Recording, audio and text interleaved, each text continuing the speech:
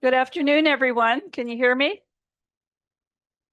Let me just start by saying thank you so much to all of you, excellencies and distinguished guests, ladies and gentlemen. Thank you so much for joining us here today in Durban for this very important discussion. And a warm welcome to all of those around the world who are actually viewing us live stream.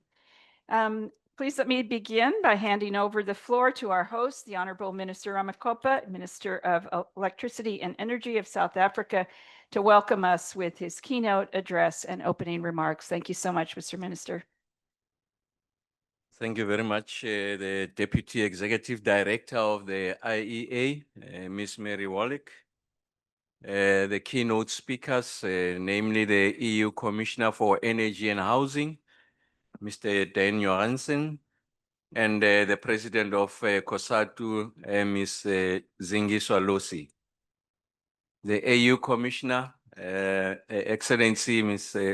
Lerato Mataboge, Ministers, Deputy Ministers, and heads of delegations representing G20 countries, all members of the Global Commission, CEOs of industry, leaders of international organizations, representatives of civil society, ladies and gentlemen. It is both a privilege and profound honor to address this distinguished assembly convened under the auspices of the G20 Energy Transitions Working Group. We gather here not merely to exchange ideas, but to shape the very architecture of our collective energy future. We gather as stewards of a historic transition, one that will define the prosperity, equity, and stability of generations to come. Your presence today reaffirms our shared conviction that the clean energy transition must be people-centered, inclusive, and just. It must speak not only to the physics of energy, but to the philosophy of fairness and to the moral and human dimensions that determines whether this transition uplifts humanity or leaves millions behind. Ladies and gentlemen, we stand at a decisive juncture in human history. The clean energy transition is no longer a theoretical aspiration. It is the defining mission of our generation. The science is unambiguous and the ethics are undeniable. But whilst the logic of the transition is clear, its execution remains uneven. The task before us is not simply to change the sources of our power, but to change the character of our progress. This world has made extraordinary strides. Renewables now supply roughly 1/3 of global electricity, a milestone that reflects both technological ingenuity and political will. Yet, this success also exposes the fragility of our systems. We are attempting to build the energy future of the 21st century on the foundations of the 20th. Transmission networks are congested, markets are fragmented, and policy framework struggles to keep pace with innovation. If we are to achieve the global ambition of net zero by mid-century, our focus must extend beyond generation.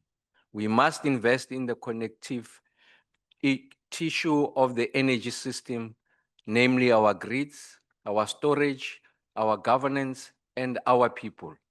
We must reimagine the design of our markets, the inclusivity of our partnerships, and the equity of our outcomes. Honorable colleagues, nowhere do the twin realities of challenge and opportunity converge as starkly as they do on the African continent.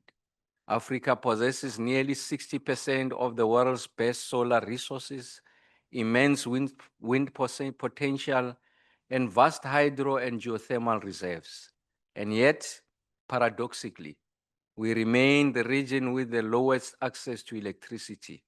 Over 600 million Africans still live in energy poverty. Africa today stands as the region with the lowest transmission access per capita in the world. Brazil alone possesses more transmission lines than 38 African nations combined, and our per capita grid length is between 5 and 7 times lower. This is not a statistic to be recited. It is a symptom of structural inequality and a barrier to progress. Without transmission, there can be no transition. A continent cannot electrify its homes, power its industries, or connect its economies if it cannot move electrons around across its borders. Transmission is the circulatory system of modern development. Without it, the promise of renewable abundance remains stranded at source. Expanding Africa's transmission backbone is therefore not merely an engineering project, it is an act of justice, of sovereignty, and of self-determination. This reality is more than a paradox. It is a moral indictment on our collective global order. For too long, access to affordable, reliable, and sustainable energy has been treated as the privilege rather than a right. Yet, energy is life itself. It powers hospitals and schools, drives industries, and upholds human dignity. Energy justice demands that we correct this imbalance. It calls for a global energy system that serves not the privileged few, but the many whose development has been deferred for far too long. South Africa knows this journey intimately. We have confronted the pain of energy insecurity and the consequences of underinvestment. Load shedding has tested our resilience and the patience of our people, but it has also awakened a national resolve to reform, rebuild, and reimagine. Through decisive policy action, we are stabilizing supply, expanding our grid, and unlocking private investment through the Independent Transmission Projects Program, one of the boldest public-private energy infrastructure reforms on the continent. We are broadening our generation mix, accelerating renewable procurement, modernizing distribution systems, and driving energy efficiency as the first and fastest fuel. From rooftop solar installations in households and businesses to industrial scale renewable facilities, the momentum is tangible. Each solar panel, each wind turbine, each kilometer of new transmission lines is a testament of our commitment to secure the energy sovereignty of our nation and our regions. Yet, colleagues, this transformation is not merely technical, it is profoundly human. The true measure of clean energy transition will not be in gigawatts installed, but in the lives improved. It will be in whether our policies empower worker restrained from a new energy economy, the young graduate employed in a green manufacturing facility, or the household lifted out of darkness into the light of possibility. That is why energy justice must be the moral compass of our deliberations. It reminds us that the transition must be fair in process and equitable in outcome. It demands that those who contributed least to the problem are not made to bear the heaviest burdens of its solution. It insists that developing nations must not be constrained by the carbon debt of industrialized economies, but empowered to pursue growth that is both sustainable and sovereign. Energy justice is not about recognizing that climate ambition cannot be detached from developmental ambition. It is about ensuring that a coal worker in Mpumalanga, a farmer in Limpopo, or a young female entrepreneur in Lusaka each find their rightful place in the new energy economy. It is about ensuring that as we move away from fossil fuels, we do not move away from people. And so, as we gather under the banner of the Global Commission on People-Centered Clean Energy Transition, we do so with a renewed sense of purpose. This commission reminds us that fairness, inclusion, and equity are not peripheral to the energy transition. They are its foundation. Clean energy must be accessible, affordable, and anchored on opportunity. The gains of this transition must be felt by all, by workers and women, by youth and elders, by communities in cities and in rural heartlands alike. In South Africa, we are investing in reskilling programs, supporting small enterprises in renewable energy value chains, and promoting gender equity in the energy workforce. We are partnering with civil society, academia, and the private sector to ensure that the transition is not imposed from above, but co-created from below.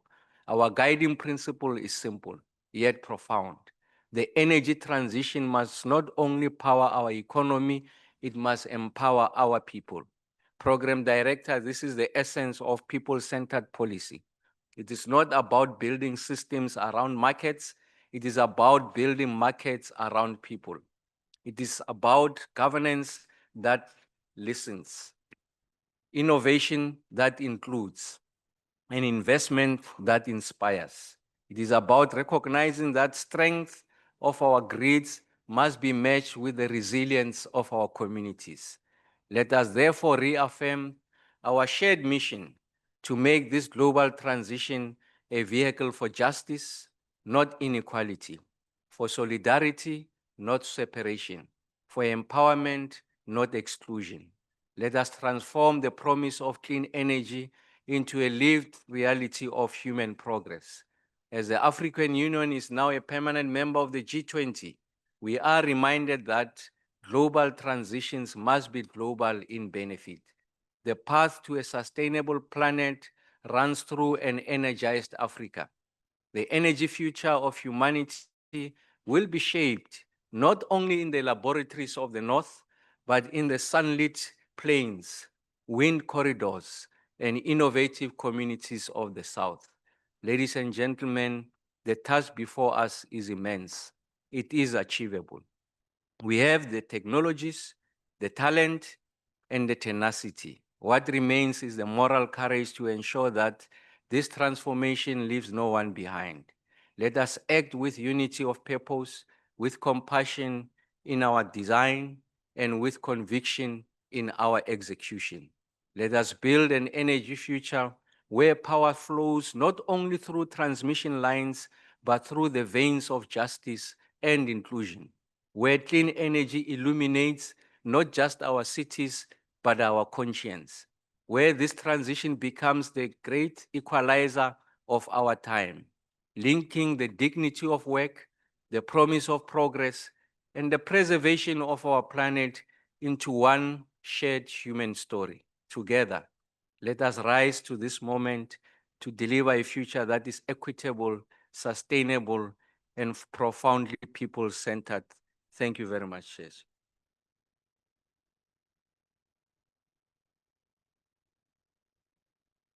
Well, thank you so very much, Minister Ramakopa, for your very inspiring and really insightful remarks. We are so grateful for your leadership and your willingness to host this first meeting of the Global Commission on People-Centered Clean Energy Transitions, Designing for Fairness, right here as part of the G20 Energy Transitions Ministerial Program. South Africa is a very dear member of the IEA family, and for many years has been very active in advancing just transitions, as you've described. Choosing to make just and inclusive energy transitions one of the priority areas of its G20 presidency is a real testament to South Africa's leadership. As the world's shift to clean energy gains momentum, ensuring people are at the center of these developments and that clean energy transitions do not disproportionately impact specific groups is something that we certainly take very seriously at the IEA. Equity and fairness must remain at the heart of our strategies and our policies. And we also need to recognize that the pressing challenge of energy poverty still remains, as you've noted, very much unsolved. Today, 750 million people globally are without electricity, and 2 billion people lack access to clean cooking. So even in advanced economies, many households are struggling to pay their energy bills. And there are also many critical issues relating to labor and the protection of affected communities. And that's why our executive director, Dr. Fatih Birol, convened last year the Global Commission on People-Centered Clean Energy Transitions. I'm really delighted that so many Global Commission members and ministers attending the G20 have taken the time today to join this important meeting. The work of the Global Commission last year significantly informed G20 outcomes, with its first in-person meeting taking place directly before the G20 Energy Transitions Ministerial Program in Brazil. And we definitely like to express our gratitude, Brazil, for their leadership there. That meeting was followed by the adoption of the Principles for Just and Inclusive Energy Transitions by the G20 Energy Ministers and Leaders. And this year, the presidency invited the Global Commission to explore how the voluntary G20 Principles for Just and Inclusive Transitions could be translated into policy, design, implementation, and progress tracking. And one of the key dimensions of this work has been to understand how to develop context-specific indicators to track progress on these principles, with Commission members contributing and collaborating to develop those indicators, and the Indicators Handbook for Just and Inclusive Energy Transitions, which we are launching today. The handbook shows us how countries and organizations in different contexts and geographies are thinking about measuring progress, success, and equity as they relate to people-centered clean energy transitions. And we've been particularly pleased by the broad engagement that took place to inform the development of the handbook. We also organized on behalf of the Global Commission, 7 regional and thematic workshops, both in person and virtually, in which more than 360 participants took part, including policymakers, civil society, business, labor, youth, and Indigenous communities. And these workshops have been a real testament to the global knowledge sharing and peer learning, bringing in so many different experiences and perspectives. But most importantly, as I said, we're very grateful to all the Commission members for their inputs and collaboration in developing this document we're launching today. I'd like to thank, in particular, European Vice President for Clean, Just and Competitive Transition, Teresa Ribeira, as well as the Brazilian Minister Rivera in their role as co-chairs of the Global Commission for their invaluable leadership on these social dimensions of clean energy transitions. So once again, thank you very much, Minister Ramakopa, and for hosting us today. I would now like to hand the floor to the European Commissioner for Energy and Housing, Mr. Dan Jorgensen, to deliver your remarks. So thank you so much, Commissioner. Thank you so much, and thank you, Minister, my good friend. You pronounced my name perfect. So I mean, not even my mother can do it that perfect. I was astonished. So it's a testament to how good friends we are. Thank you so much for hosting us here. I've been a part of this commission since the very start. Fatih Birol and I and others were the ones who took the initiative during the COVID crisis, because at that time it was very clear that a special focus on the need for people-centered and just transition would be necessary in the time after the COVID, when the rebuilding would take place. But I will say that I'm very, very happy that the work continues also long after that, and hopefully long into the future, because the topics that we are discussing also here today are certainly as relevant as ever. The fight against climate change and the need to transition towards a more sustainable energy system remain the major challenges of our time. It is crucial that we work together on these topics. This is also why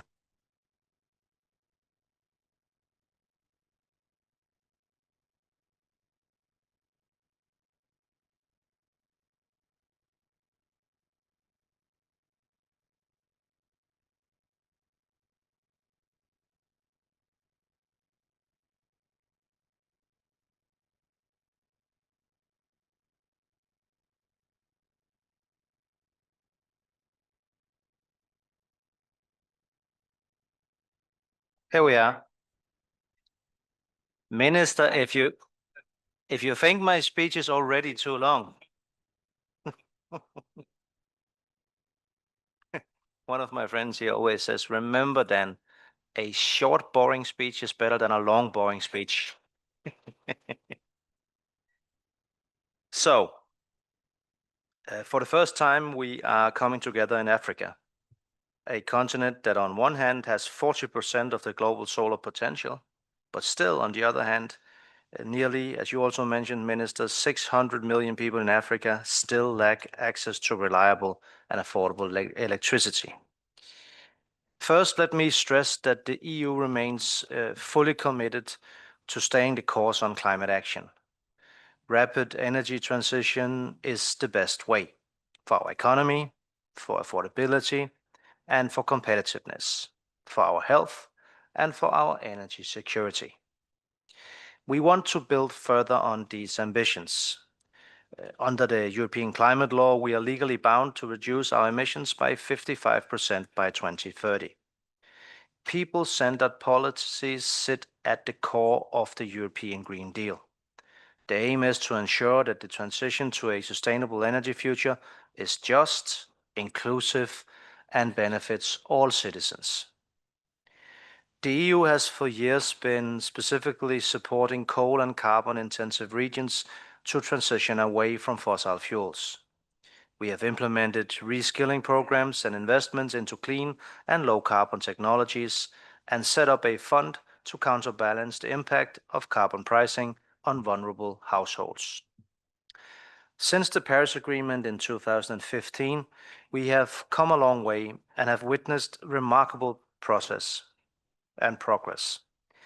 At the 80th UN General Assembly a couple of weeks ago, many more countries, including from Africa, presented updated nationally determined contributions. We still have some work to do as a global community to get onto a path consistent with limiting global warming to 1.5 degrees. I hope that the EU and Africa can work together on accelerating the energy transition at COP30. Let me therefore use this occasion to highlight a couple of things we are working on together. First, the EU is supporting Africa's energy transition efforts through its 150 billion euro Africa-Europe investment package, with which we seek to bolster sustainable development in infrastructure, innovation, and inclusive growth. For instance, the Team Europe Africa-Europe Green Energy Initiative aims to support the development of at least 50 gigawatt of new renewable electricity generation capacity and to provide at least 100 million people in Africa with access to electricity by 2030. Second, we are expanding renewable energy and addressing energy poverty across Africa through the Scaling Up Renewables in Africa campaign, launched jointly by the European Commission and South Africa. Under this campaign, 2 weeks ago, we announced a 545 million euro package. The campaign targets fast-tracking energy access. It works in line with the Mission 300 initiative by the World Bank Group and the African Development Bank to expand renewable energy production throughout Africa. We've come together today in the margins of the G20 Energy Transitions Ministerial to launch the Indicators Handbook for a just and inclusive energy transition. The Global Commission looks back at a considerable track record, with a report on key policy design considerations for affordable and fair transitions, in which we offer essential guidance on affordability and fairness. These considerations feed directly into the blueprint launched earlier this year in Brussels, which translates the 10 G20 endorsed principles into actionable strategies, providing a roadmap for integrating fairness into energy policies worldwide. As we transition to a more sustainable energy system, it is essential that we prioritize a fair and just transition. This means ensuring that all communities and citizens benefit from this transition, and that no one is left behind. Initiatives like the Global Commission play an important part in these efforts, as we can only achieve our ambitious goals if we work together and all contribute to lowering emissions while ensuring that our citizens have access to clean and affordable energy.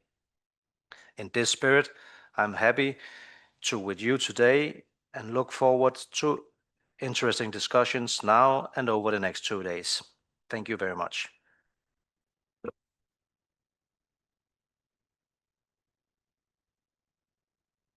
Thank you very much, Commissioner, for your remarks. I'd now like to give the floor to President Singiswa Losi of COSATU. Thank you very much, Deputy Executive Director of the IEA, Her Excellency Mary Wallach, my Honorable Minister of Electricity and Energy in our Republic of South Africa, His Excellency Kgosientsho Ramokgopa, distinguished guests, leaders in government and the trade union leadership present here today, comrades and friends. Firstly, I would like to recognize the IEA Senior Program Manager, Comrade Jane, and your team of the IEA, and also congratulate you together with our partners at the CSIR for the hard work, the dedication, and the inclusivity that went into developing the indicators of the handbook for just and inclusive energy transition. We want to acknowledge the work that you have been doing. And on behalf of COSATU and the broader labor movement, I also want to affirm our endorsement of this handbook and our ongoing advocacy for its adoption and use. It being used as a key guiding tool for governments, for labor, and for communities worldwide. This handbook reflects the culmination of collaborative process grounded in the realities and aspirations of workers and people on the ground. I also want to acknowledge and congratulate South African G20 Presidency for prioritizing the issues of just and inclusive energy transition as one of its flagship areas. The adoption of the voluntary G20 Principles for just and inclusive transition and the production of the blueprint of action launched at the Global Commission on the 12th of June marked an important milestone in embedding justice, inclusivity, and fairness in the global climate and energy policy. I also want to say that we are meeting here today only a few weeks after COSATU held its 8th Central Committee, where we reflected deeply on the socio-economic struggles that are confronting workers and communities in our country in South Africa. And the issue of a just transition featured prominently in those discussions. We came out of that 8th Central Committee reaffirming our position that the transition to a low carbon and climate resilient economy must be people-centered, it must be inclusive and just, and that it cannot happen without workers and communities at its heart, because they are not only the most affected by climate change, but also they are affected by the structural shifts that the transition will bring. And so for us, the transition cannot merely be about shifting to low carbon economy. It must be about justice. It must be about equity and shared prosperity. It must be a transition that leaves no one behind. And I must say, as the co-chair of the IEA Labour Council and as part of South African labor movement, I am proud to say that labor globally has worked tirelessly to ensure that this handbook becomes a reality. I am also honored to table it today to the G20, as indeed a true reflection of the just and equitable transition we envision, and one that is deeply people-centered, that places workers and communities at the forefront of the process. And allow me to, Chair, to briefly reflect on the G20 principles for just and inclusive energy transition, which aligned directly to COSATU's 2011 policy on a just transition to a low carbon and resilient climate economy.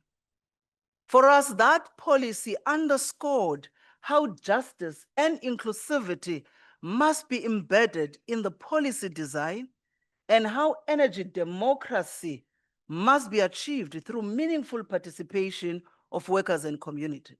And furthermore, in our COSATU Blueprint for Workers, which we launched in 2022, we developed concrete pathways for workers in 3 critical sectors, which is your mining and energy, transport, and agriculture. And we're emphasizing decent job creation, social protection, and job guarantees. For us, Chair, these principles were reaffirmed during our 8th Central Committee, which is the second highest decision-making structure in our federation. And so for us, then the Indicators Handbook must be seen as an extension of our collective work, a tangible outcome of collaboration across institutions and nations. It stands to us as a tool that can guide us towards creating decent jobs, supporting skills development, and upholding labor rights as we build the economies of the future. And indeed, let me be clear that the transition and the just transition to us, it is not a slogan. It is a real opportunity to confront the triple challenges of poverty, inequality, and unemployment. And so by investing in skills, in reskilling and upskilling, transforming education, strengthening our TVET colleges, and vocational learning, and promoting social ownership and energy democracy, we believe that we can ensure that the transition delivers a better life for all. But also to achieve this, policy planning must be matched by implementation. Because through real action that delivers results, and not only to meet at the G20 and the United Nations framework on climate change conference commitments, but also for us to be able to respond to the lived realities of workers and communities in our country, in South Africa, across the African continent, and throughout the global South. So as we look ahead to the COP30 in Brazil this November, we want to say that let us all be forward-looking and solution-driven. We must then demand progress on a just transition work program, a gender action plan, and on climate finance, that it is developmental, that it is grant-based, and it is inclusive. And this is particularly in addressing loss and damage and adaptation, the needs in the global South and Africa.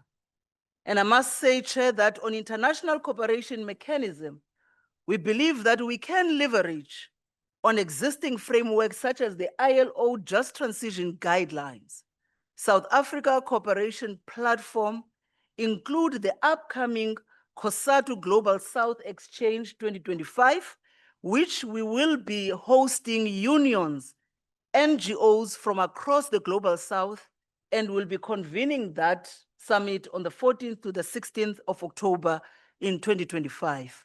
And also leveraging on the G20 working groups to accelerate commitments beyond the G20. We also believe that when workers and civil society are part of a planning and implementation, then the transition becomes just and sustainable. And Chair, linking to the G20 Principles for the Sustainable Development Goal is equally essential for us. We strongly believe that these principles directly advances the SDG 7 on clean energy, the SDG 8 on decent work, and also the SDG 13 on climate action. We also think that they should also be integrated into nationally determined contributions under the Paris Agreement. And in terms of reporting, transparency, and peer learning, trade unions and civil society can play a vital role in gathering ground level data on the socio-economic impacts on transition policies. And finally, on technical assistance and capacity building, we are calling on international partners to provide funding and technical support for workers' training, for reskilling, and for social dialogue. Labor research centers, too, have a key role to play in tracking progress and ensuring accountability. And as I conclude, Chair, we want to say that the Indicators Handbook, it is not just a technical tool, but rather it is a capacity building instrument and a political statement that reinforces the voice of workers and communities in shaping the future of energy. And let us then continue to advocate for a transition that is just, that is inclusive, and that is people-centered. And let us, as political and social leaders, ensure that this process is democratized through our continued engagement and support. Thank you very much, Chair.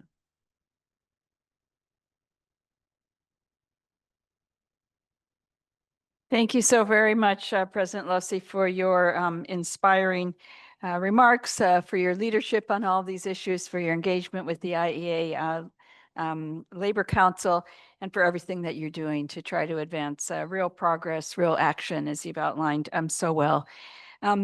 I'd now like to turn to my colleague, Jane Cohen, Senior Program Manager for People-Centered Clean Energy Transitions at the IEA. She's going to provide a presentation on the Indicators Handbook that has been referenced for just and inclusive energy transitions that we're releasing today. So thank you, Jane.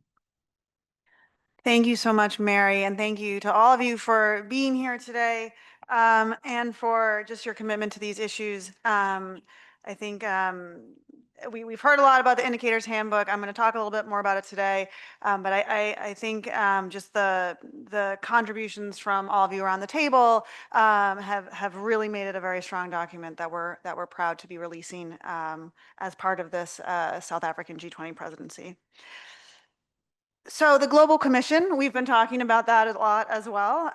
So let me add to Commissioner Jorgensen's short history of the Commission and say that this iteration of the Commission was convened by our Executive Director in 2024 to really explore how to integrate fairness and principles of fairness into energy policy making.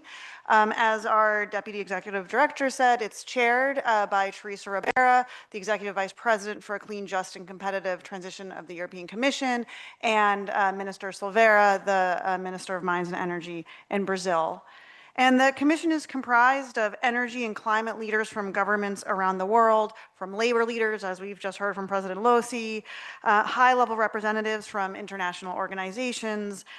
We have indigenous groups, youth, and civil society as well. It's very important to us as the Secretariat that this is a very representative group, and we do a lot of stakeholdering, we do a lot of talking with communities to really make sure that this is indeed inclusive. As we've heard, the G20 Voluntary Principles for Just and Inclusive Transitions were a really important outcome of the G20 last year. And the Global Commission really felt that these principles created a strong framework within which to really think about how to operationalize just and inclusive transitions. So as Commissioner Jorgensen said, we put out a first blueprint in June on really how to take these principles into action. We looked at examples from all around the world, from our Commission members and others, to understand how these principles are already today being operationalized. And now this handbook that we've been hearing so much about, I have a few copies here, so get yours if you'd like one. The handbook is really this next phase of the blueprint. It's to say, how do we actually define success in making progress on these just and inclusive transitions? what are the ways that we think about progress? Now, it's really important to say that this is not prescriptive at all, but really what we've done is created a menu of what kinds of indicators different governments, different groups can be looking at to see if progress is being made.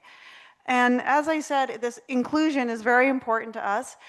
We conducted what we called our indicators workshop marathon, where we held seven workshops, including with CSIR here in the room, also with our Clean Energy Labor Council. We did one in person for Southeast Asia, one in person in Brazil. So we really made sure to have a very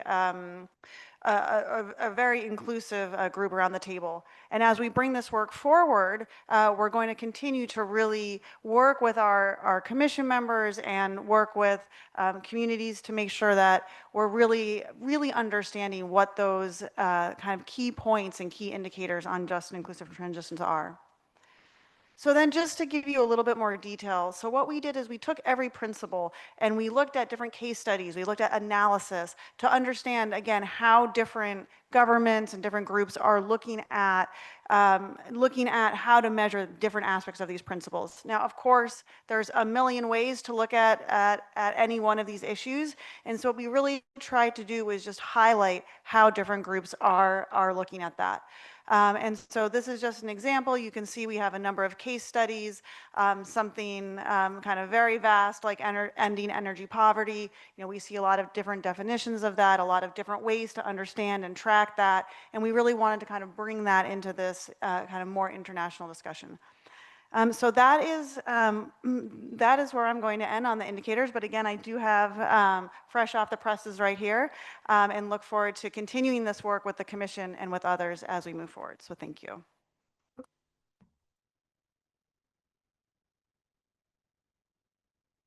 Thank you so much, Jane. And as she said, there are copies here, so first come, first served. With this, I'd like to turn to Sophie Herman, the first Deputy Prime Minister and Minister for Climate and Green Growth of the Netherlands. Thank you very much, Deputy Prime Minister, for joining us today. Thank you so much, and thank you for the presentation and, of course, the work you did. And I'm indeed interested in a copy. Thank you. And thank you for inviting me. It's an honor to address to you today and to talk about a vital topic of a people-centered energy transition. Because as we gather to discuss the path forward in our energy transitions, we must remember that this is not just a technical challenge. It is also societal and a human one. And we can do it only if we work together. A just transition is key, and support. Without support, we won't achieve any number, percentage of whatever we put in a law or write down in a policy program. So affordable and reliable access to energy is a cornerstone for human dignity. Energy is a crucial enabler for both our economic and societal development. And the Netherlands is therefore committed to developing a clean energy system, crucial for our economy, for our security, and of course for the responsibility we feel to make this world a better, greener, and cleaner place. And I am keenly aware that this transition has to be affordable and accessible to all. I emphasize it once again. And the Netherlands itself has gone through a challenging transition in the past, when parts of our country moved from a coal-based economy towards a more high-tech and knowledge-based industries. And also today, in this new transition, we face our own challenges regarding affordability and grid congestion that we try to address. And I will start with the affordability and then say some more words about grid congestion, because it's such a huge challenge we are facing right now in the Netherlands that it feels strange for me not to say anything about it if we talk about challenges and what we have to do. But first, about the affordability, because stable and predictable energy prices are important for households everywhere, as the energy bill is a significant part of daily expenses. Reducing dependency on fossil fuels, such as gas and oil, in combination with energy efficiency, efficiency measures can help make energy bills more predictable. And this is especially important for vulnerable households. And Dutch households have reduced their use of natural gas for heating by 50% in the past 3 years, contributing to lower bills and reduced energy poverty. However, the changes and upfront investment required to sustainable houses can feel enormous, especially for people who struggle to pay their monthly energy bills.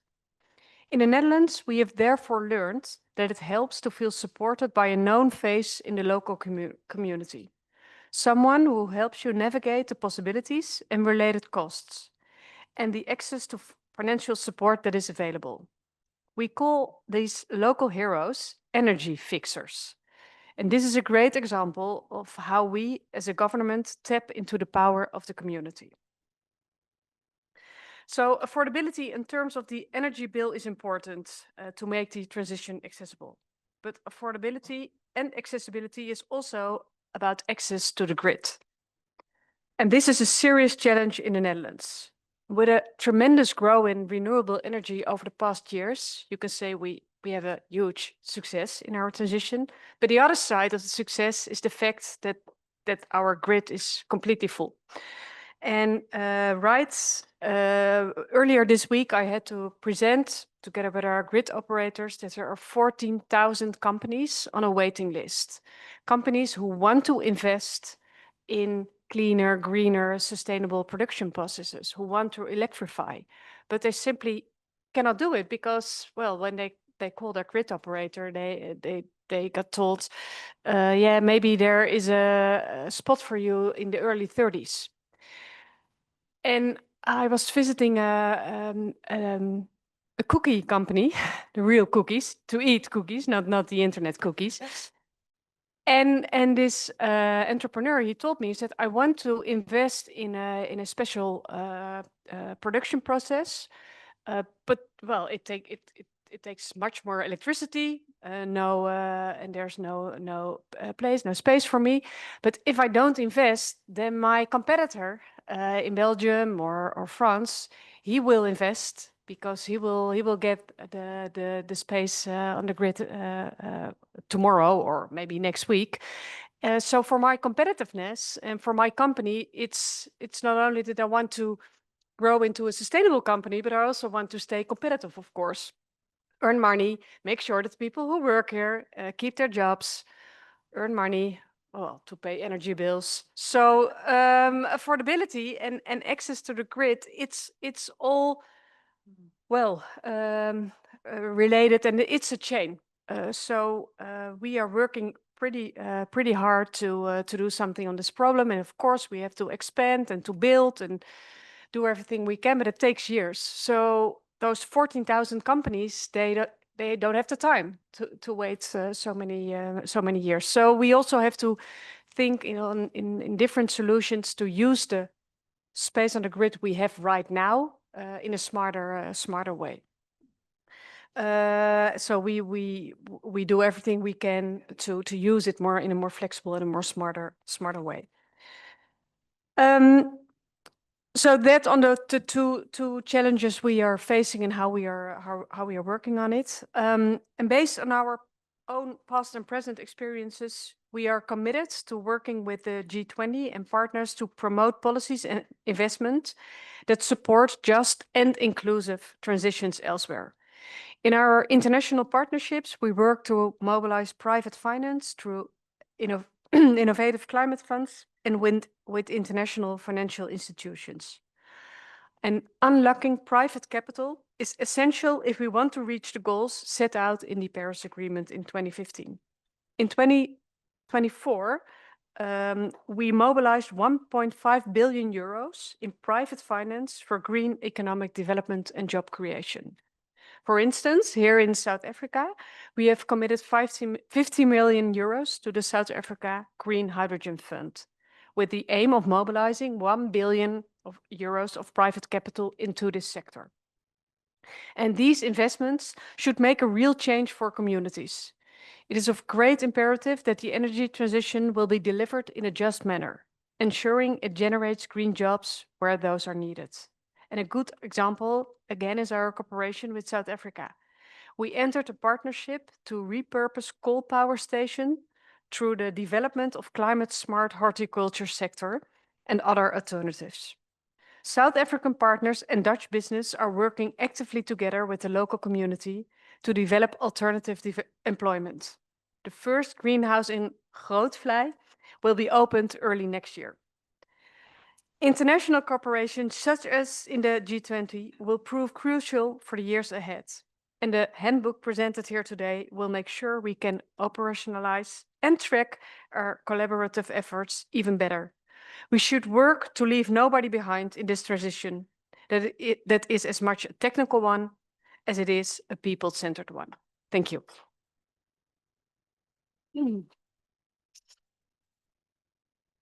Thank you so much, Mr. Hermans, for sharing the Netherlands experience with so many of these important issues, but also for everything that you're doing right here in the African continent and right here in South Africa. As you mentioned, I know that so many of our commissioners and our participants here today from G20 and other countries are doing so much work in this region, and for that we're really grateful to be partners with you as well. I would now like to turn to another really important partner in that effort, which is Denmark, to Minister for Climate, Energy and Utilities, Lars Agard. So thank you. Thank you very much, and thank you for hosting us, South Africa. It's very nice being here, and of course, thank you for IEA for the hard work you put into the handbook. And if I don't rush up and take one, it's because I got it printed, so I've looked into it in the airplane. So just so you know. All right. I also find it's very fitting that we are here discussing people-centered energy transition here in South Africa, because you have championed this agenda for many years. It's also an area where our two countries are collaborating. We have a bilateral energy program aimed to provide cheap and reliable clean energy for citizens. So this is an area where you really are leading the way, and we are happy to work together with South Africa on this important issue. So just transition is key to the green transition, and it goes for all of us, I think. Of course, we live under different circumstances wherever we live in this planet, but without backing from our citizens, the transition will not last in the long run. It can be delayed, it can be obstructed, or it can be reversed. So for all of us, this is a very, very important topic. And of course, part of what here, or not part of what is very important here, is that the green transition brings hope to people. So what we are discussing here is shaping the future. And if our citizens do not believe that the future will bring something that is better compared to what we have now, the transition will be very, very difficult. So we have to showcase and we have to share experiences that the green transition can create jobs, it can deliver economic growth, clean air, it can support welfare, it can provide better transportation system, it can provide better, more secure jobs compared to what we have right now. And I think most of us, or at least I hope most of us, maybe all of us in this room, share the vision that eventually, when the transition from fossil fuels to a greener energy system has been completed, the world we live in will be a better world. So it's getting there that it's the difficult part. In Denmark, we have managed to go away from an energy system that was almost completely based on coal, and now fossil fuels plays a very minor role. And before 2030, we will have heat and power in our country without using fossil fuels at all. We have set a 70% reduction target for 2030. Our independent climate council has this year acknowledged that with the policies that we have put on the table, we are on track meeting that. And as a minister for climate, of course, I'm proud of that. But there is something in this that makes me even prouder. And that is because we have managed to make that transition without compromising our economy. The Danish economy is strong. The employment rate are high. It is so that the Europeans find it attractive to work in Denmark, so we actually have an inflow of skilled European workforce. And the public budget is healthy, even though, of course, the war in Ukraine is putting a stress on all European countries. We managed to get into that position by including labor unions, industrial associations, local authorities, NGOs, and so on. So what makes me actually most proud is how we got in that position, because we did it by being inclusive. We did it by recognizing that if you are transforming a certain part of your society, you should not leave that part of society alone with the transition. The rest of us should be willing to help, to reassure that the wording "leave no one behind" is also, I know it has a different meaning globally, but it also has a very specific meaning in our individual societies, and we should protect that. Of course, we cannot do the transition without private capital and active involvement by the private sector. Public funds will simply not do the job. And in South Africa, I'm proud that Danish investors have invested more than 23 billion Danish kroner in developing the wind and solar sector in this country. This involves Danish companies. The involved Danish companies, they are also dedicated to creating a positive socio-economic development in South Africa. And I mention this as an example because it's not only about private companies investing, it is also how they get engaged in the society they are investing in. So to make sure that the transition is just, as an example, CIP, that is a large investor here in South Africa, has through their South African subsidiary, it's called Mulilu. I think I hope I pronounced it right. I was lucky there. They introduced a program they called Beyond Responsible, and the program emphasizes on job creation in rural areas and offers educations to approximately 480 young South Africans. In Denmark, they can come to Denmark and get education, so 480 young South Africans over a 5-year period. So this combination of doing investments, but also when the private sectors are investing, they get themselves involved in the country they are investing in. I find it's very important. And from 2026, it's our plan to build on that, to enhance the SIP project and combine private and public funds into a South African nationwide push to battle youth unemployment. And we call it a public-private partnership for education. So focusing on renewable energy projects, helping the private sector being able to invest, doing that in partnership, well, it is the way forward for us. And along with further wind and solar projects, focus in the coming years will be also development, I think, on battery capacities. So the technology range where calibration is a real possibility will just grow. Maybe it will come also into grid infrastructure. The time will show. And if we do it right from the public and also in cooperation with the private sector, I think it can be a win-win for all of us.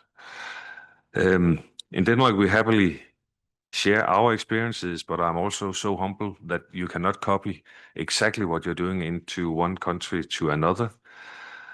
And what I've learned through life is that even though you think yourself are at the forefront of any transition, working together with other people makes you realize that you can also learn from them.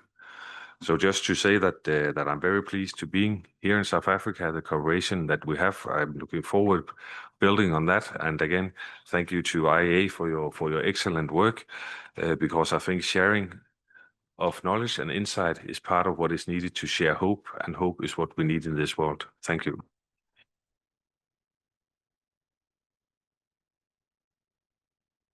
Thank you very much, Mr. Minister, for your engagement in all the many areas that you've described across this continent and elsewhere around the world. Denmark has been a very strong supporter and important partner for us at the IEA in so many issues. So we want to thank you for that. I would now like to turn to the Commissioner for Infrastructure and Energy at the African Energy Commission, Commissioner Bantaboge. It is a real pleasure to see you once again. The AU has been a really important partner for the IEA, so thank you for joining us today. Thank you. Thank you very much. African Union Commission. Thank you so much. Excellencies, honorable ministers, and distinguished delegates, I extend a warm appreciation to the South African Department of Electricity and Energy and the International Energy Agency and the Council for Scientific and Industrial Research, CSIR, for convening this important meeting.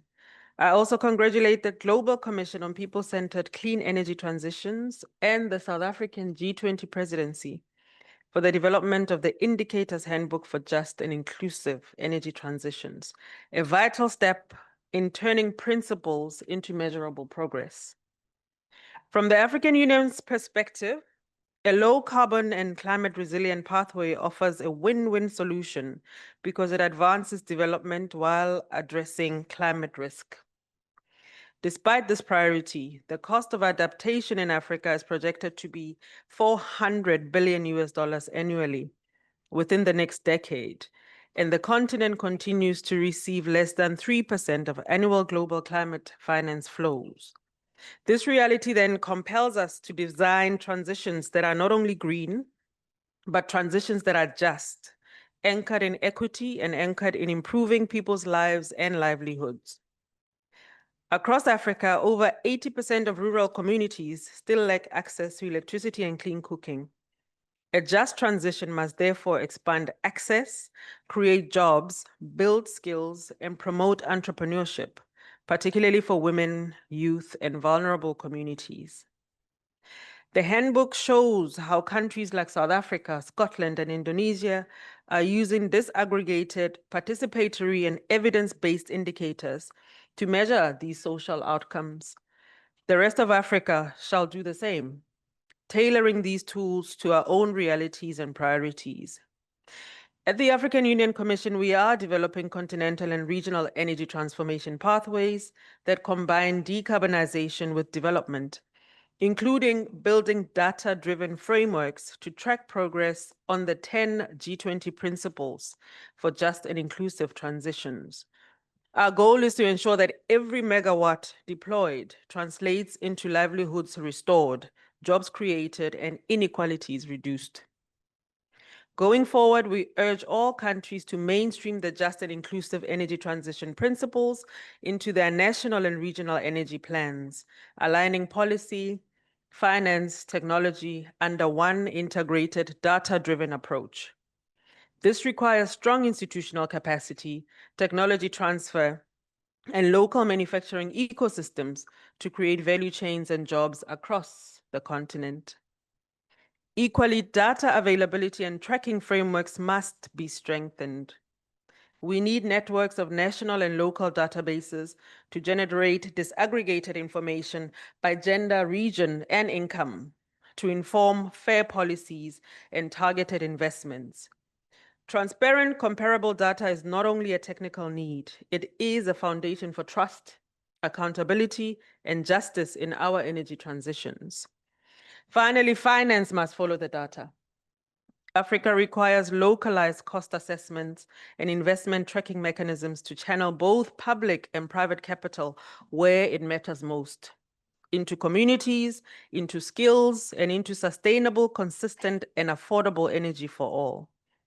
The African Union fully endorses the Indicators Handbook, and we stand ready to collaborate with the Global Commission to adopt these indicators for Africa's diverse contexts, ensuring that our transitions are not only clean, but inclusive, fair, and people-centered. Thank you.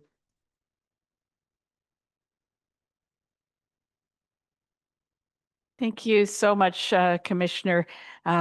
Yes, as I mentioned, the AUC is such an important partner for the IEA. We very much look forward to working with you going forward. Thank you so much for your comments. I would now like to turn to the Vice Minister for Energy at the Ministry of Ecological Transition and the Demographic Challenge of Spain, Vice Minister Payeras. Thank you.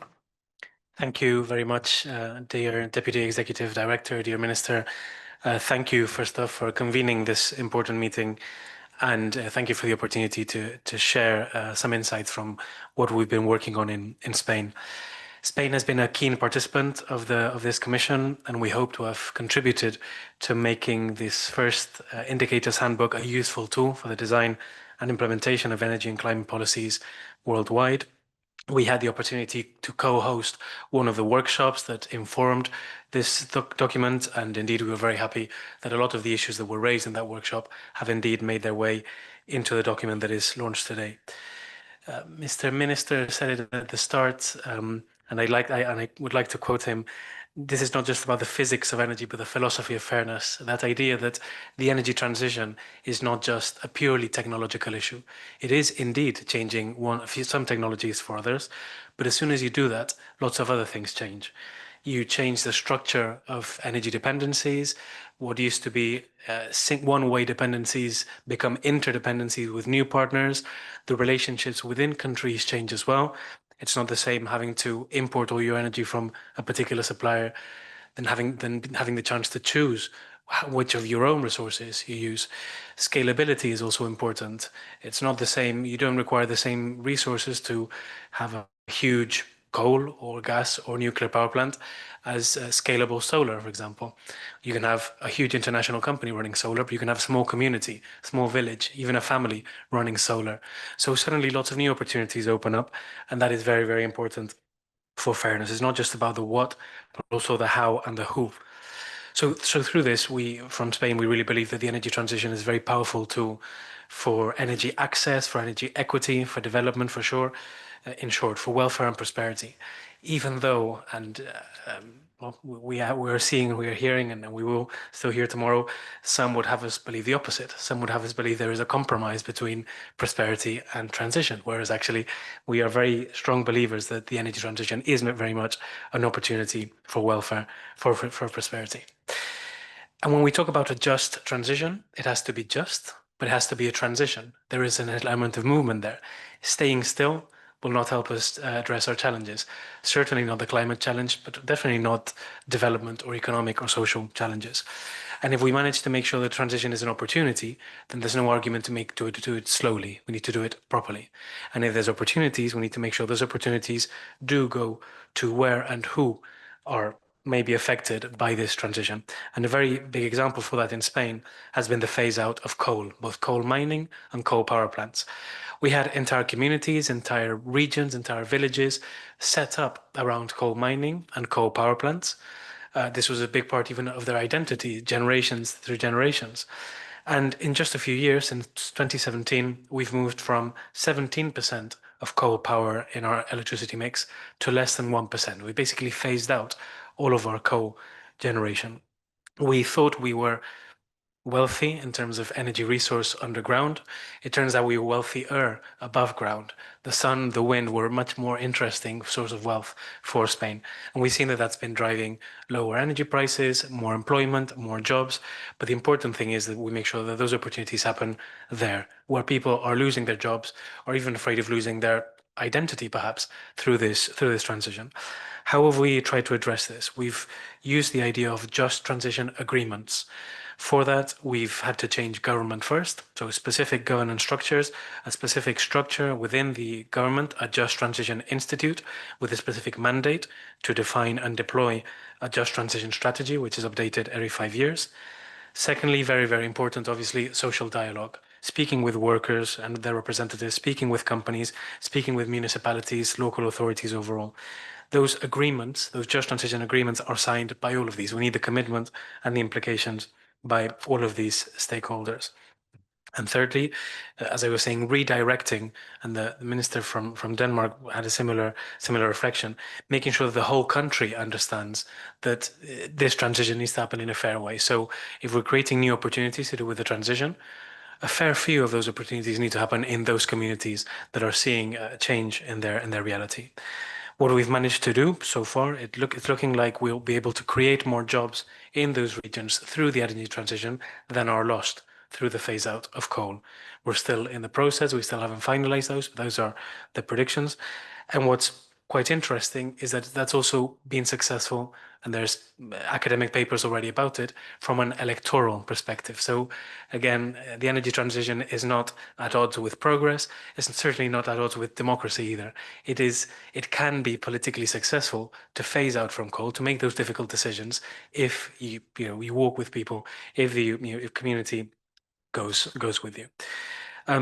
Finally, because I'm aware that lots of other colleagues need to speak, I'd say in short, for us, it's very, very important that the energy transition is successful from a technological perspective, an economic perspective, but needs to be socially acceptable. People need to understand they are better off.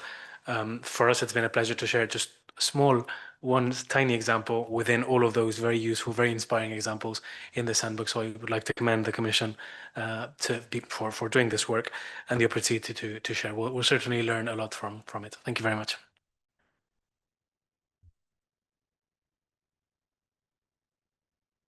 Thank you very much, Mr. Vice Minister, for sharing your experiences, which I think are so valuable, right, for so many countries facing similar challenges. So thank you. Thank you also for joining us. I'd now like to give the floor to Stefan Ruenhoff, the Parliamentary State Secretary for the Federal Ministry for Economic Affairs and Energy of Germany. Thank you. I'm very sorry. I have to excuse him. He unfortunately missed his flight. So he's stuck in Europe and arriving in the morning. But I'm happy to take over from the German embassy if you would like me to. Okay, Sarah Zügel from the German embassy, and thank you for inviting me.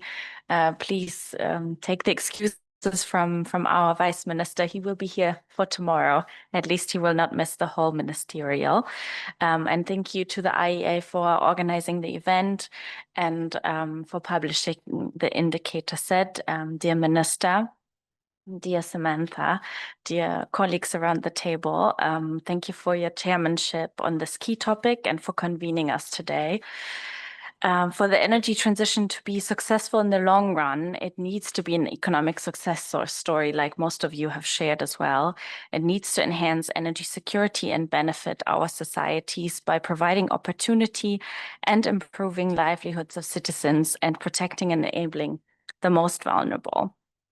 These, of course, go hand in hand with our international commitments, like tripling renewable energy and doubling energy efficiency by 2030.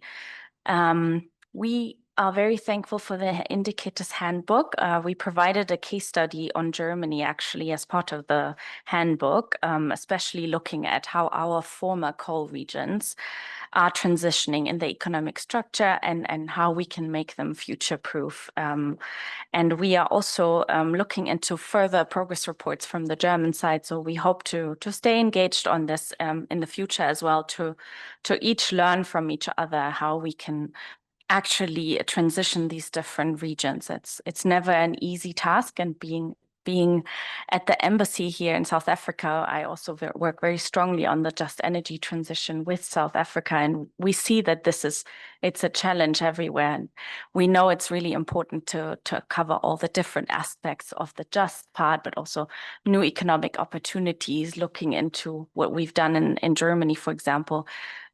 We send our government institutions that we can to these kind of regions so that more jobs are created in such regions.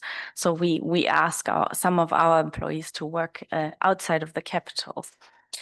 In the new German government, we are clearly we're continuing to focus on the energy transition, but we want to look more closely into energy consumption and energy prices. We have actually facing very high electricity prices in Germany. So we're looking at options both to introduce measures to reduce the electricity price for industry in order to manage that, the economy can stay afloat. And at the same time, we're looking at reducing prices for companies and for consumers in the same way. So on the one hand, we are currently financing our renewable energy levy via the state budget, rather than a surcharge on the electricity prices, in order to manage the pricing for consumers, but at the same time to continue supporting renewable energy build out. We're very much looking forward to exchanging on the different examples, and we believe that the work of this commission and also the Indicator Handbook, are a really good start to kickstart the discussions towards the climate COP in November in Brazil, where the COP presidency has declared just transition as a top priority for ministers' levels engagements. We thank the IEA especially, and of course our host South Africa. Thank you so much. We look forward to very engaging ministerial and look forward to continuing the work of the Commission. Thank you.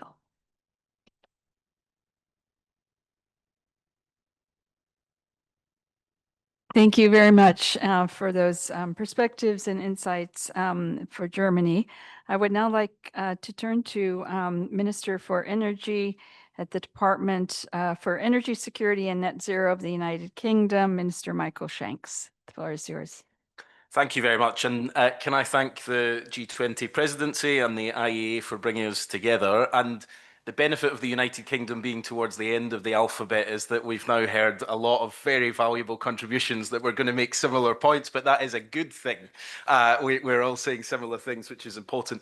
I want to start, as many others, by highlighting something that Minister Ramakopa said, which I think is critical to this, is that this can't be a transition that's imposed from the top down, that it has to be people-centred and from the ground up. And I think that is difficult sometimes for governments to do in practice because it goes against some of our natural instincts as governments. But it is really important we do that to root this transition in communities if we want it to be successful and crucially, if we want it to be sustainable. I know the Commission has done some incredible work. The UK has been really privileged to be part of that work. The Indicators Handbook is important, I think, for us all to take away and work out how we implement in our own context. And there's much more work to do. And I think the ambition that we need in this space is what will propel us forward into making this a reality, because of course, talking about the importance of transition is important, but actually delivering it is much harder, but much more important. There's a few points I just wanted to make from the UK's point of view. First of all, we are absolutely committed to delivering a just and prosperous transition, and for that to mean something, because I think if we're honest, the phrase just transition has become too easy for us all to talk about, but perhaps not actually deliver in practice. And that's both at home in the UK, where we're going through an energy transition at the moment, but it's also about how we collaborate with our friends and partners across the world to make sure that this is a global opportunity. The great shift from fossil fuels to clean power is an enormous opportunity. And I think, as the Minister for Spain made the point earlier, there are opponents to this that will make the argument that there is somehow a contradiction between economic growth and tackling the climate crisis, that the move to clean power and good, well-paid jobs somehow can't be delivered. But the truth is that we think the economic opportunity of this century is the transition to clean power. But it's an opportunity for us also to reset some of how we go about delivering good, well-paid jobs, to make sure that people genuinely benefit. And so this is a once-in-a-generation opportunity for our climate, a crucial moment for us, but it's also how we tackle inequality. We know that there are far too many people around the world living in fuel poverty. This is a moment for us to lift those people out of fuel poverty, to raise living standards for everyone. We also know that too often investment goes to certain parts of our countries and certain parts of the world. This is an opportunity for us to make sure that we spread the investment and opportunity to those places that too often feel like they are left behind in these great moments of transition.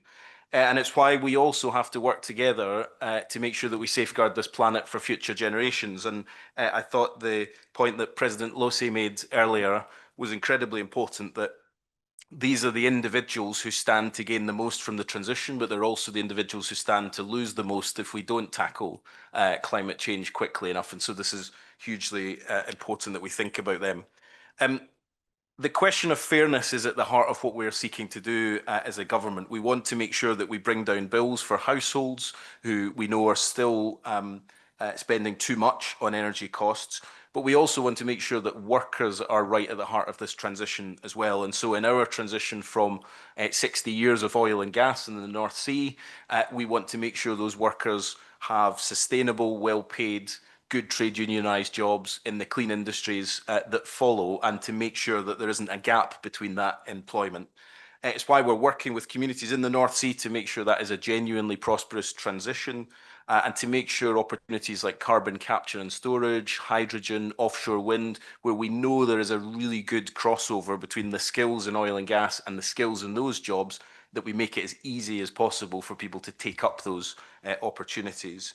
It's also why we think it's so important that these new jobs have right at the heart of them good work, good salaries, good trade union recognition, that these are jobs that through our work on the Office for Clean Energy jobs that we've set up, that we're genuinely driving forward the next generation of really strong jobs that are sustainable jobs and apprenticeships for generations to come.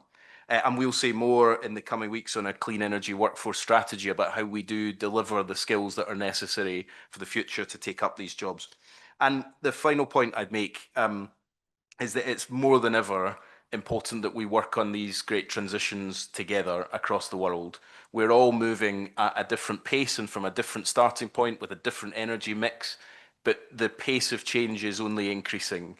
And although there may be some in the world that are choosing not to move in this direction, we know that actually the global pace of change is moving in one direction. And so we've got an opportunity across the world to build that together. There's no one-size-fits-all solution. Of course, every country will take this in a different direction and they'll take it at a different pace. But we've got an opportunity to learn from each other. And I include a huge amount that I've already learned from all of you about what we can do better in the United Kingdom. But I think by genuinely working together, we can make this work.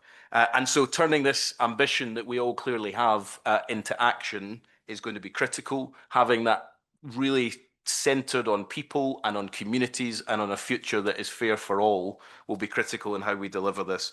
And just to finish with something that Minister Ramakoma said, you know, this is challenging. And I think we've said in our Clean Power by 2030 mission, we're hugely ambitious about that. And the point of being in government, the point of having the influence that we have, is to push the boundaries of what's possible and to make things happen that might not otherwise happen. And so, yes, it's difficult, but we've got all the opportunities and we've got a huge potential in front of us. And together we can make this transition work for everyone. Thank you.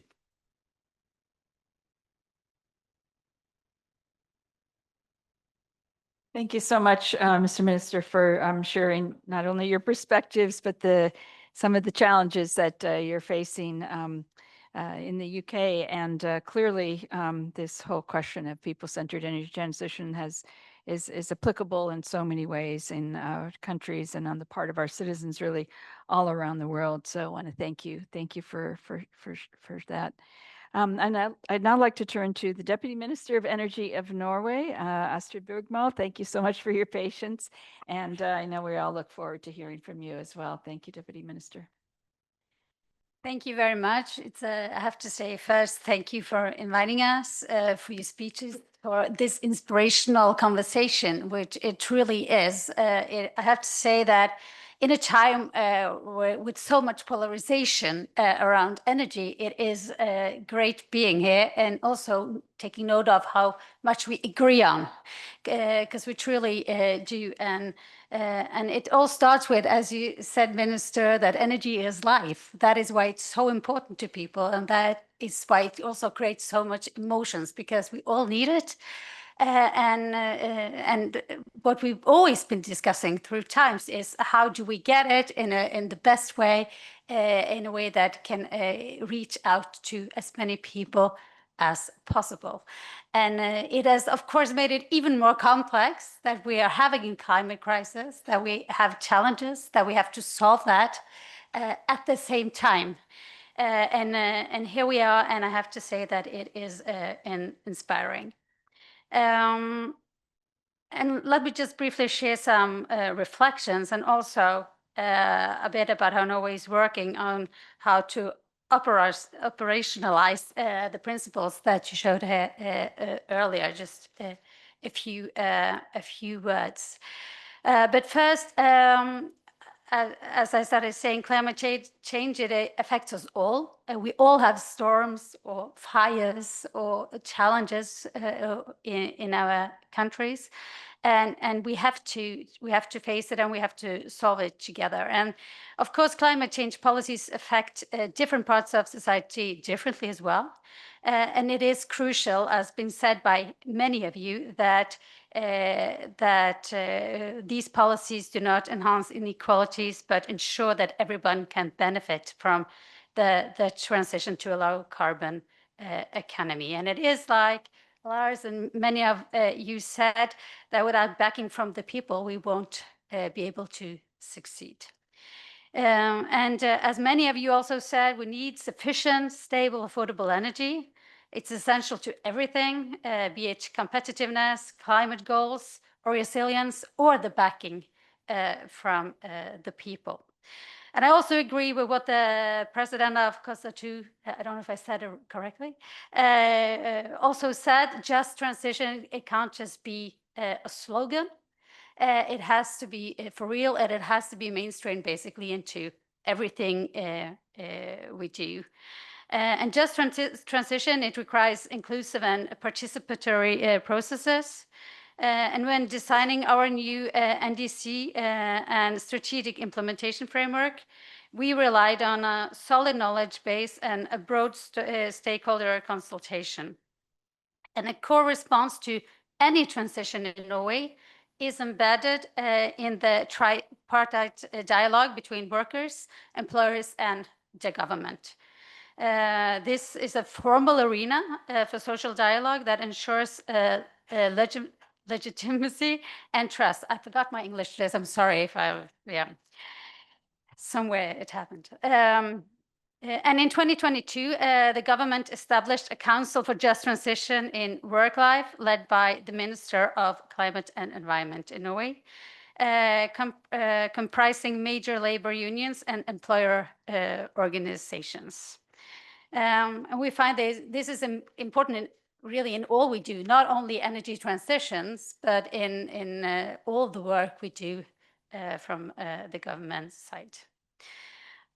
Moving forward globally together, ensuring universal access to clean, affordable energy that is reaching SDG 7 has to form the core of a just global transition.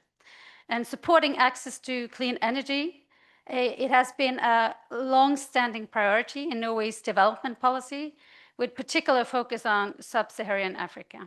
And we welcome very much the Indicators Handbook that offers practical tools to advance just and inclusive energy transition globally, with indicators tailored to track energy access, including clean cooking, social protection, and stakeholder participation.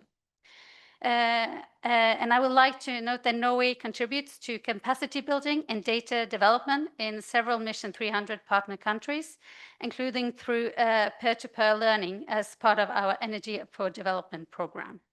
This includes strengthening national statistical systems through the national statistical agencies and in partnerships with line ministries. And we look forward to continued collaboration to strengthen national system and advance understanding of just inclusive transition. And just before finishing, I just been thinking about a thing while hearing you speak. We talk about energy transition as going from something to another thing, and it's going to be really difficult, like we've never done it before. But everything we do is transitioning all the time. And we've always done it. For Norway's case, the industrialization, it started in a long time ago, 125 years ago or something, with hydropower, which gave us the possibility to develop our society. Already then, renewable, a long time ago. And we were lucky doing that, but I think we also managed to do it in a way that was good for the society. And then in the 70s, we found oil and gas. But the renewables were there at first. Then we found the oil and gas. And finding those resources, it was important for us that it was going to be something good for the whole community, for everyone, something that was going to develop our society. That is also about being just somehow even though it wasn't a transition. And now we are here. We are working hard and a lot, even though we still do oil and gas, and I think we're going to do for a while because we need it in Europe for energy security. It's important. But at the same time, it is so important for us to continue in a steady course with renewables. To be a part of developing onshore wind is a bit hard for many reasons in Norway, but we try to do it. We try to develop solar, and we have huge ambitions for offshore wind. And also floating offshore wind, which is expensive, difficult, but which has a huge potential. And we believe that as in the same way as we saw for solar and wind onshore, which a couple of years ago only was seen as very expensive and difficult, we now see that it's a smart move. It's good, as my Spanish colleagues also explained in his case. We saw that, and we believe that we also have that potential for floating offshore wind. We have potential in Norway, but also worldwide. We know that is about 80%, I think, of all the what's it called? The areas that is suitable for offshore wind is floating.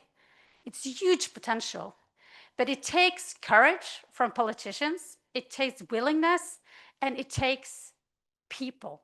We need people in all of our countries to be a part of it. They need to see that it creates jobs, possibilities.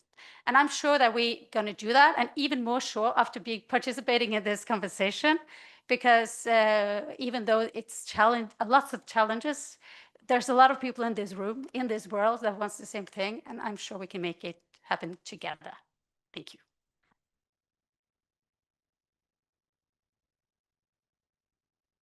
Thank you very much, Deputy Minister, for sharing your experience, your perspectives, and also your positivity about the way forward here, and for, of course, all the contributions that you are making towards these important goals, including with respect to achieving universal access to electricity and clean cooking, where Norway has also played a really important leadership role.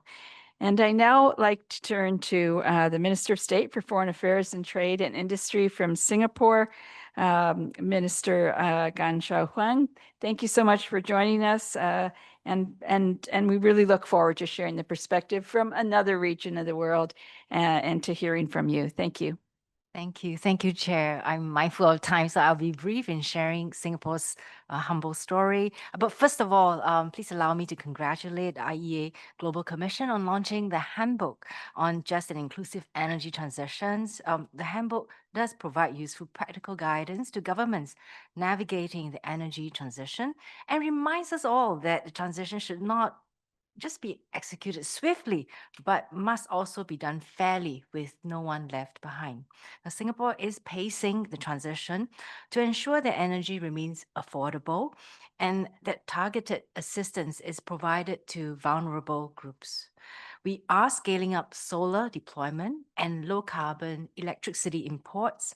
We are also studying long-term solutions, including hydrogen, ammonia, as well as nuclear technologies and CCS. The impact on electricity prices depends on which low carbon energy sources we introduce into our energy mix, as well as when we choose to do so. Some of these sources may be expensive now, but their cost could fall over time, especially with further research and development, as well as scale. The government will continue to safeguard energy security and keep costs affordable as we decarbonize. Lower to middle income households in Singapore will continue to receive support with their utility bills through the utility saving rebates.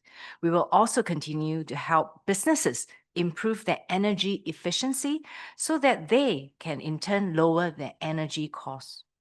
We welcome insights from like-minded partners like the IEA and the countries that are here on how to better effect a just, inclusive, and people-centered transition.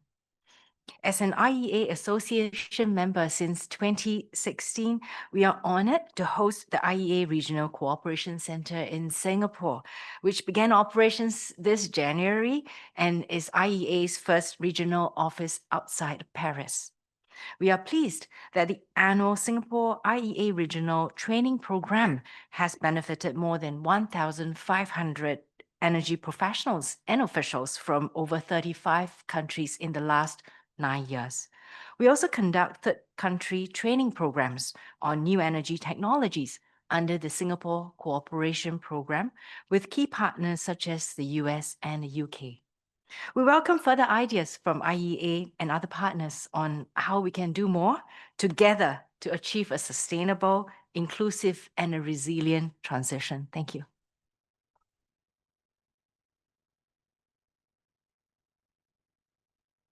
Thank you very much, Minister. We really appreciate your coming all this way to join us for this important discussion and to hear and for the opportunity to hear your perspectives. Thank you for all the support and the engagement with the IEA as well. I know we had envisioned a roundtable discussion, but we have just less than 15 minutes left. I know that at least 3 others have indicated an interest in speaking: Ireland, Canada, and the European Commission, Director General for Energy. If there was any other interest in interventions, please raise your nameplate. Okay, very good. From SE for All. Okay, very good. We'll add you. And then with that, I'm afraid our time will have expired, but this has certainly been a very, very productive discussion. So let me begin by turning to Philip Nugent, the Director General for EU and International Affairs in the Department of the Environment, Climate and Communications in Ireland. Thank you. Thank you. Thank you very much, Minister, Deputy Executive Director, ministers and colleagues. I'm often told that I speak too quickly for people, but I think there isn't a too quickly today, given the time constraints. So look, we really appreciate the opportunity to speak here, and we really appreciate our participation in the G20 generally this year. We commend South Africa for putting this specific issue on the agenda throughout the year and really at the heart of your agenda. We want to salute the IEA as well on the continued focus on accelerating clean energy transitions in all parts of the world, and in particular in developing and emerging economies. IEA is a key partner in supporting the energy transition in Ireland, and I want to acknowledge that and our appreciation for the work that you do. It's critical for us. Congratulations on the publication of the Indicators Handbook. It was great that officials from our department got to take part in the workshop in July and to present on our experience in effecting a just transition for thousands of households whose livelihoods previously depended on industrial scale peat extraction. So we do have some really good examples that we can point towards. The clean transition, as people have talked about, it's not just a climate imperative, and it needs to be fair and inclusive. Access to affordable, clean and reliable energy remains a decisive factor for competitiveness, for human development, for social progress, including, and this is really crucial from an Irish perspective, gender equality. We fully support the IEA's work on clean energy transitions for people in developing countries. There's been a lot of consensus in this room today in our discussions, but in a room not far from here, as everybody knows, there are some who think that transition is a 4-letter word. But as we look ahead, we believe that the G20, working closely with the IEA, has a critical role to play in sustaining the ambition that we've all articulated here. So it's not just about how fast we can decarbonize, or speak for that matter. It's about how fair the transition is. So we stand ready to work with partners here and elsewhere to ensure that the clean energy transition delivers security, opportunity and dignity for people everywhere. Thank you.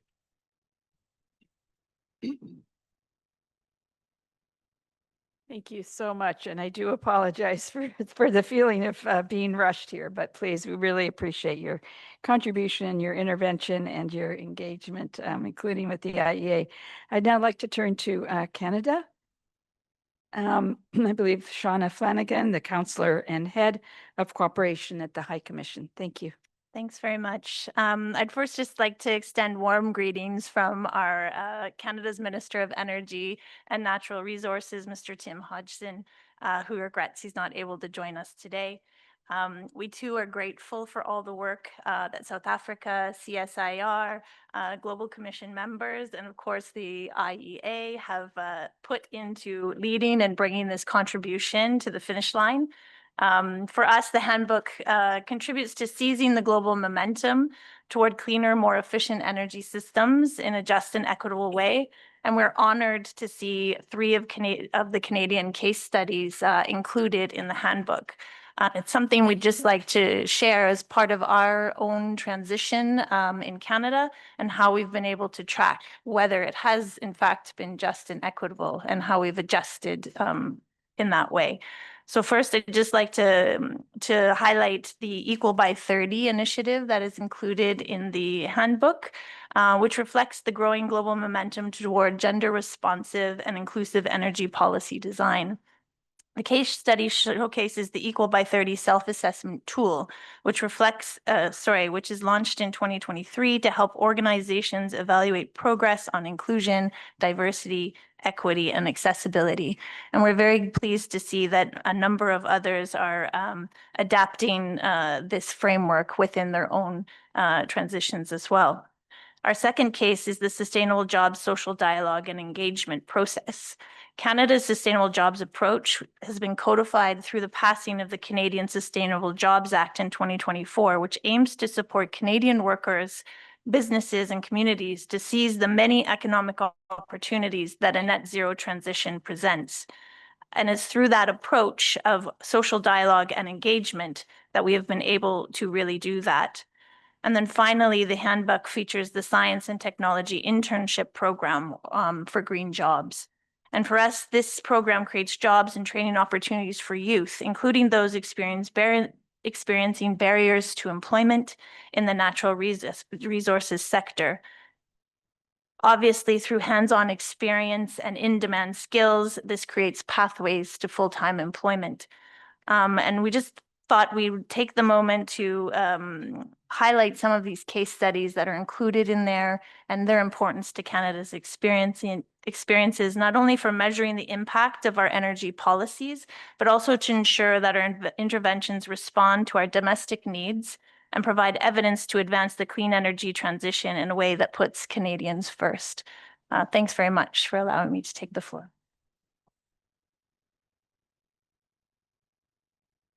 Thank you very let me now turn to the Director General for Energy from the European Commission, Ditte Juul-Jorgensen. Thank you, Ditte.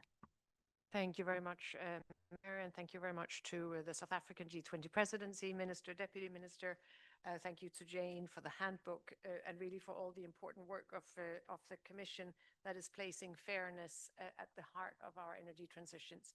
I think what this Commission has actually helped create is an understanding that when we talk about energy transition or energy transitions, we are talking also about access to energy for those who don't have it yet. We are talking about affordable access. We're talking about energy security. We're obviously talking about fairness as part of it. It has become integrated in the concept of energy transition, and that means whatever we do on the energy transition, we integrate the fairness and the energy access and those critical issues for the global transition. The Commissioner earlier said what we've been doing in the European Union. I will not speak further to that, but I do find it is important to recall that we are just a month or so before the COP30 in Brazil. We know that the Brazilian COP presidency is also putting these issues, equity, fairness, at the center of the debate, and I very much hope that we will see a follow-up also in that context in Belém a month from now. And as some of you will know, our president launched the Global Energy Transition Forum earlier this year to make sure that we really follow up and deliver on the doubling pledge agreement that was reached at COP28. So I hope we can come together around those issues in Belém and make sure that we maintain equity and fairness and a people-centered aspect at the center of the energy transition. Thank you very much. Thank you very much, Ditte, and thank you in particular for highlighting the ongoing work on these issues in other multilateral contexts as well. We're really so grateful for all of you who are representing members of the Commission for being a part of this dialogue today, but we fully appreciate and are really grateful for the fact that these discussions are of huge importance to an even broader coalition of colleagues around the world. I know our Brazilian colleague was hoping to join us, but has not been able to at this, but thank you very much for flagging that. And then last, but by no means least, I'd like to turn to our colleague, joining us from SE for All, Ms. Chassor, if I'm pronouncing your name correctly. Thank you so Yes, much. that's fine. Thank you. Thanks so much to the IEA for inviting us to this meeting. And we very much appreciate the opportunity. And also, we'd like to express our appreciation to the South African presidency of the G20 for their leadership over the course of the year. SE for All congratulates all partners who have worked on developing the Indicators Handbook on people-centered just transitions. And we certainly support initiatives that seek to create and strengthen economies that serve the interests of the people and not only the interests of markets. In the course of its work, SE for All practically supports the just and inclusive principles contained in the Just and Inclusive Energy Transition Compact, which was developed by this working group, the Energy Transition Working Group, and led by the G20 Presidency of Brazil. And we've done so consistently over the years.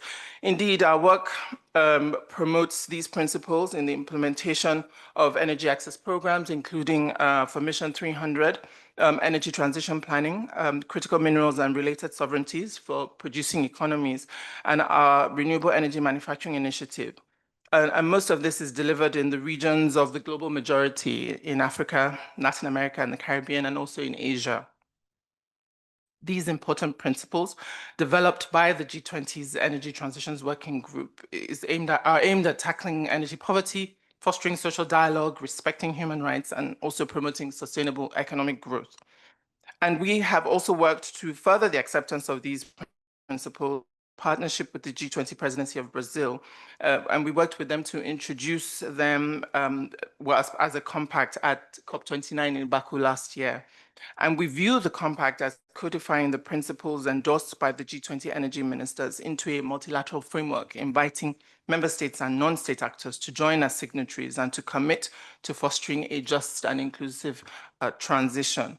And as we stand ready to work constructively with the Global Commission on people-centered clean energy transitions, we propose that the Just and Inclusive Energy Transition Principles continue as a mechanism through successive G20 presidencies to serve as a platform for mobilizing support from among state and non-state actors, to encourage action among signatories, and to broaden participation by embracing all who wish to work towards a just and inclusive energy future for workers, people, and communities of the world. Thanks.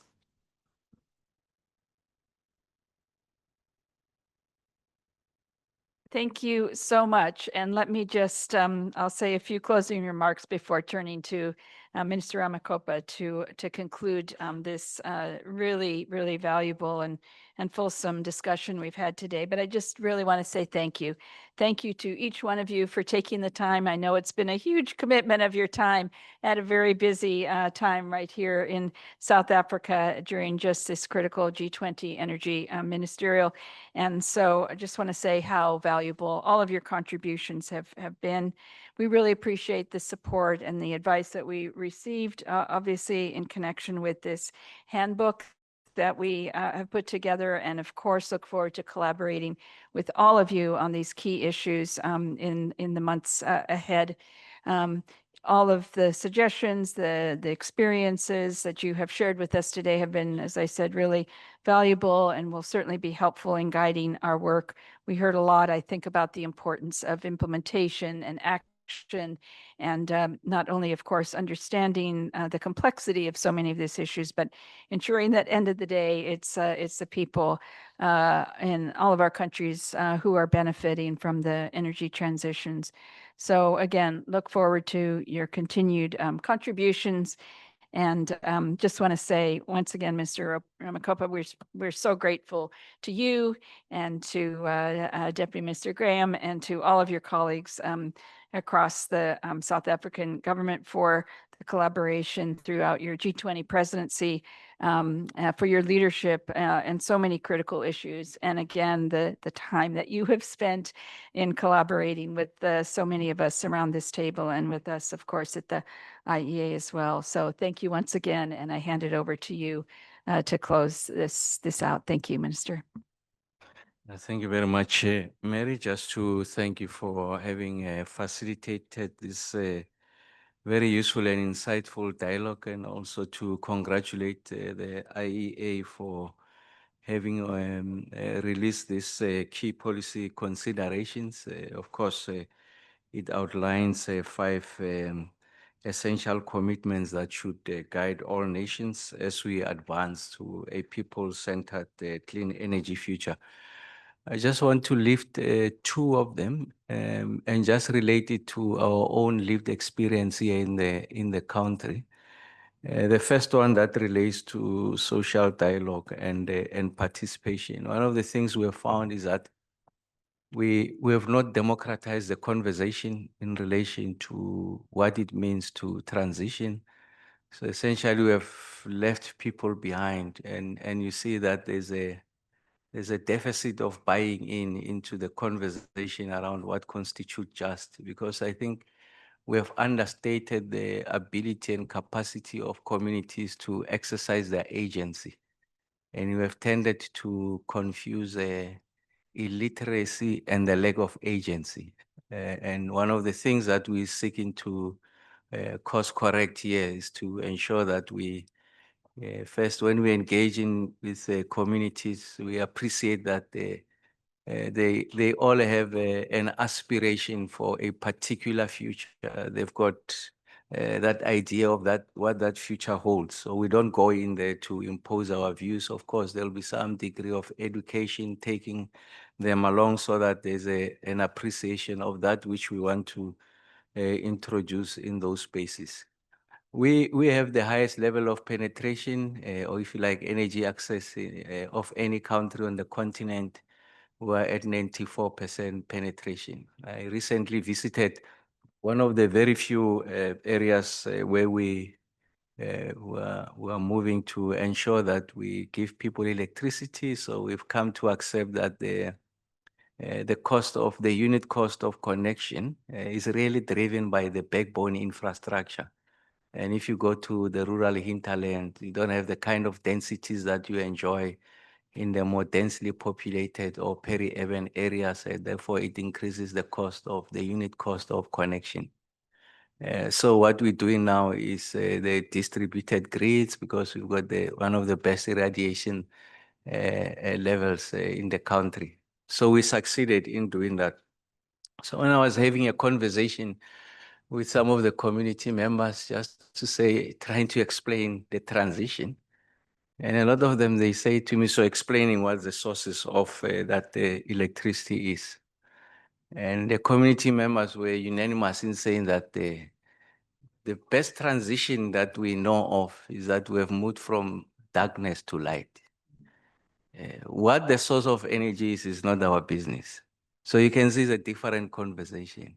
And of course, we had made the point that there's 600 million people who have such an experience. And I think this part on social dialogue and participation is important, that not to discredit this effort that we're making. It's important that we're able to lift this area of work of access as a big part of the conversation. And then the last point I want to make is one of the second essential commitment, that of decent work and skills development. You know that 83% of our electricity generation in the country is coal. It's concentrated just in one province of our country because that's where we find the most coal deposits. So really that province, it's a coal economy. So as part of our just transition, the first phase was to decommission one of our power stations called Komati. So we decommissioned the power station. Essentially, we decimated that area. So from a jobs point of view, there's no economy to speak of. And therefore, if you had to go into that area and talk about the just energy transition, they've got a very different relationship with what that just is, because all they are seeing is a great level of injustice. And in fact, we had a plan to take you there, but the logistics could not allow, so that you get to have a full appreciation of what it means to transition at a pace and scale that you cannot afford. And clearly, we have committed an error there. So I always make the point, Mary, that The best lesson out of that commodity decommissioning is to share with you how not to transition. So I think we have designed a template, which is it's an unfortunate template, but we don't want others to repeat the same mistakes. So what is the lesson there? Is that now we're going to front load opportunities. So before you decommission, make sure that that transition happens. Then people are going to have a different relationship with the transition, that they are not worse off. And in fact, you are able to show that you are going to be better off as a result of the transition. And just the last point I want to make here, for me, the biggest takeaway out of this conversation is just a powerful message from developed countries to embrace these 5 essential commitments. Because if you come to think of it, they are not relevant to your spaces, or not as relevant as they are to us. But you sit here at the table and you become, if you like, the principal agitators of these essential commitments. For us, it means a lot. It means a lot to know that we are not alone. But in fact, the progressive world is with us to say the transition must take into account these key elements. And we have the IEA to thank and the rest of you around the table. Thank you very much. I think the future looks bright. I'm more than confident. And I think that the continent will benefit immensely from this framework that we have designed. And of course, we'll continue to share our experiences. As we say, if you want to go faster, you can go alone. If you want to go farther, let's go together. And I'm sure we'll go farther together. Thank you very much for being here.